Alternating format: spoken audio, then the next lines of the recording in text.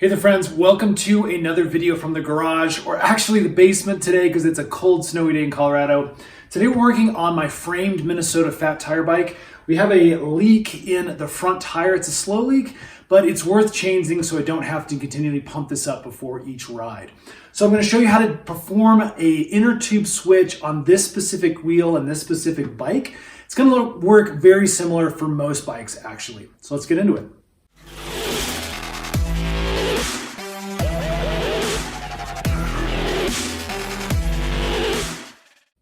Okay, quick overview on fat tire bikes. This is a much sturdier, much thicker bike. You can see mine is 4 inches. They also make them in 5 inches and even larger sometimes. It's a 26-inch tire, and so you have to get an inner tube that actually fits this specific fat tire bike.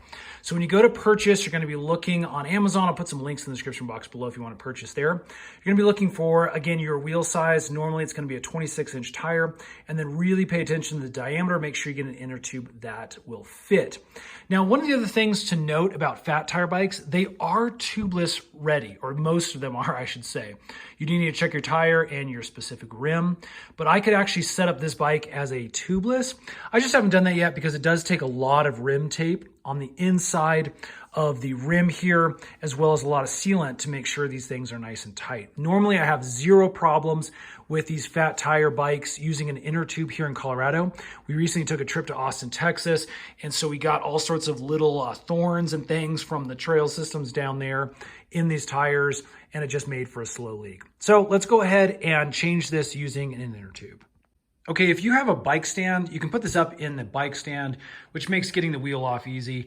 If you don't, you're doing this on a trail potentially, then turning the bike upside down is a great way to be able to get that front tire off. Again, be careful when you put your bike upside down, as you don't want to crush any of your levers. That's my dropper lever, or anything else in the cockpit. So again, having a little bit of support, you can see this rug underneath that area, just to protect from scratches is a good idea.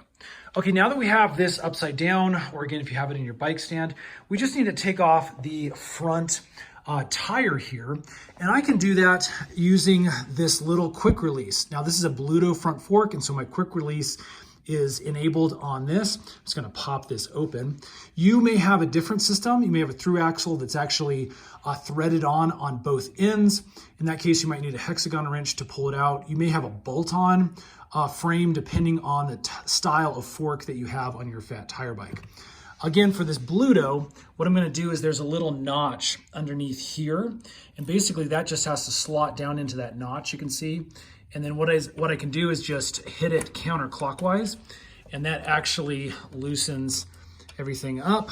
And we're just going to loosen this up until we can pull that axle straight out. And then what we can do is actually just take this bike tire straight off and out. Again, I've got hydraulic disc brakes, so be careful not to bend that rotor as you pull things out. Okay, now that we have our wheel off, this is going to make our job much easier. So basically what we need to do is we need to release any leftover air pressure that's in this tire. This is really, really low, but just to be sure, again, because it's a slow leak, what I'm going to do is I'm going to, again, loosen up the top of my little Presta valve, and then I'm going to push this down. You can hear there's a little bit of air left in there. You kind of push on the tire a little bit just to make sure you get all that air out. If you have a Schrader valve, the kind that just sticks out and doesn't have this little tip on, then you can take a screwdriver and push that little center valve down that's in the middle of the stem, and that usually does the exact same thing for getting all the air out of your tire. Okay, so for this next piece in getting the tire off of the rim, I find that having these little tire levers really, really helps. These are by Park Tool, but you can find some super cheap ones on Amazon. Again, I'll put links in the description box below. A lot of mechanics are able to do this without using these levers on some of the other bikes, but I find with fat tire bikes, since there's just so much rubber, it really does help to have these little guys. Okay, so we're looking down on the tire now. I find this is the most helpful. Basically what I'm gonna do is I'm gonna use this end of the tool. I'm gonna pry in here, and I'm gonna grab that inside of the inner tube. I'm just going to flex this out like that. You can actually hook this on your spoke if you're able to reach. And basically that just keeps this in place, and that unseats the tire there and gives you a little bit of leverage, so we can stick that other lever in there and go all the way around and get the lip of this tire up and over the rim. Okay, getting a little bit of leverage and getting it up over the lip, you can see, takes a little bit of work initially, and it'll loosen up enough where the other one will actually just fall to the ground. But then, once you get it past this point, as you can see, I'm just going to run this tool all the way along the rim, and it's actually really easy at this point. There may be a couple of spots that you need to kind of go back in on, but as you can see, runs pretty easily. And then I'll basically pull the rim off of the tire just like that so we can get to the inner tube. Okay, now the inner tube is actually held in place by a little ring nut here, so I'm just going to unscrew that. You can kind of push from the back if you need a little bit of extra help keeping that stem in place. But that's what that little ring looks like that's around your stem. So that needs to come off so the stem can slip through the hole in your rim. Now again, I can actually reach in at this point and I can pull out the inner tube without having to take it fully off of the rim. It just makes the install process a little bit easier. So I'm going to go around and I'm just going to pull out the old inner tube here. Now at this point, if it's a super slow leak, kind of like what we have, we could actually pump this up a little bit, find that leak and patch it up. But in this case, what I'm going to do is I'm actually going to put this off to the side, get a brand new inner tube, and we're going to install that.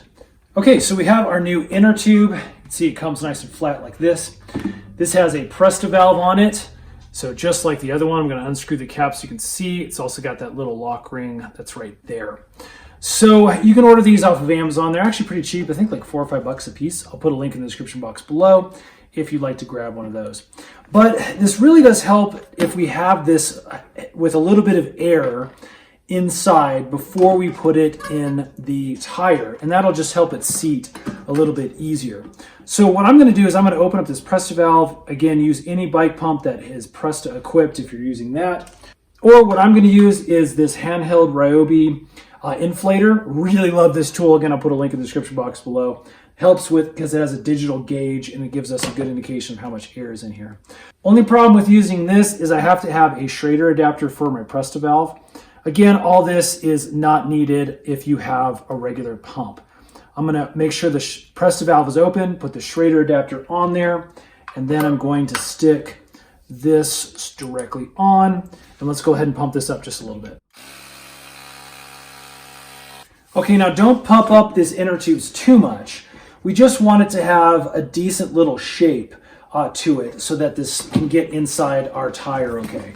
As you can see, this still is very flat, but again, it has that shape. So that's about as much as you really want. If you have used a Schrader adapter, make sure you take that off, as well as the little lock ring that's on the Presta valve right there. And then now we're ready to put this back in the tire. So what I'm going to do is I'm going to start down here where my hole is for the Presta valve to stick through. And I'm just going to push this in. As you can see, it manipulates really easily without having to take the tire fully off. I'm going to shove that valve down into the tire and then through the valve hole there. Okay, as you can see, that is coming out of the hole there. So we're just going to keep that there. I can go ahead and put my lock ring back on the Presta valve to keep it in place. You don't have to torque this down super tight. We just want it on enough so that it holds in place. Okay, so then we can feed the rest of the tire. Again, make sure it doesn't bind up on you or twist in any way. I'm just going to shove this inner tube all the way back into the tire here, all the way around. Okay, we can see the inner tube is all the way back in. We don't have any twists or binds. So now it's time to put the tire back on. Now, in most cases, what you can do is you can start here at the opposite end of the valve, and then basically you're going to work your way down, kind of pushing and flexing the tire as it goes around the rim, just like this. Now, on other mountain bike tires, if there's enough flex in the tire, this process is actually pretty easy. Again, as long as you have enough bend in the tire bead down at the bottom. This, again, tire is pretty tough, so I may need to get these tools back out and kind of come around and just help kind of force that tire back into the groove. And there we go. Our tire is now back on the rim. So let's go ahead and put our valve adapter back on, and we'll get this thing filled up with air. Okay, I like to inflate mine to right around 10 psi. If you're riding on snow, you may even be able to go less than that, up to 8 or down to 8 psi or so. Again, having this digital gauge and this little inflator really does come in handy, especially when you have high volume tires like this and need a lot of air. I'm going to remove my Schrader adapter. I'm going to push the press to valve, lock it back down. We're also going to take our little lock ring and just snug that up. This doesn't have to be super tight. Again, it's just to hold that valve stem in place. And then if you have a cap or any kind of other little protector piece to go over, we can do that. And that right there is how you replace the inner tube on a fat tire bike. I'm going to put this back on the bike and we can get on to another video. We're actually going to be replacing the pedals today, a few other things. So if you're interested in fat tire bike maintenance, hit that thumbs up button, subscribe, because we got a whole bunch more coming up. Thanks for watching, friends, and we'll see you again on the next one.